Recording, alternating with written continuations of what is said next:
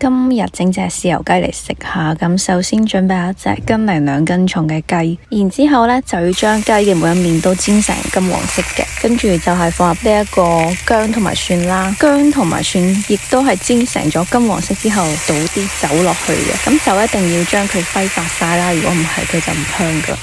咁啲酒揮發完之後呢，就放咗一個片糖，呢個片糖呢亦都係叫做紅糖嘅。咁冇紅糖嘅話，用冰糖都得，不過就係冇咁香咯。放完咗呢一個紅糖之後，等佢嗰啲味可以揮發下之後呢，我係再加多啲酒落去嘅，咁等佢再香啲嘅。咁酒揮發到一半嗰陣時呢，我就係會放入1匙羹蠔油啦，1匙羹半嘅嗰個生抽，同埋半匙羹嘅老抽嘅。放完晒之後呢，我係放入咗呢一個水啦。我係中意放多啲水，因為多啲水嘅話呢，嗰隻雞係會入味少少。然之後呢，出嚟嗰個汁呢，我都可以攞嚟撈麵啊，或者係撈飯咁樣嘅。加入水之後呢，大火煮啦，咁冚埋嗰個，見啲汁滾咗之後呢，你就可以收最細火，每隔15分鐘化一次雞。咁大概我係最細火煮咗成個零鐘度，啲汁收成咁樣呢，就係差唔多噶啦。咁最後呢一步呢，因為我唔識斬雞，所以我就將佢整成咗手撕雞。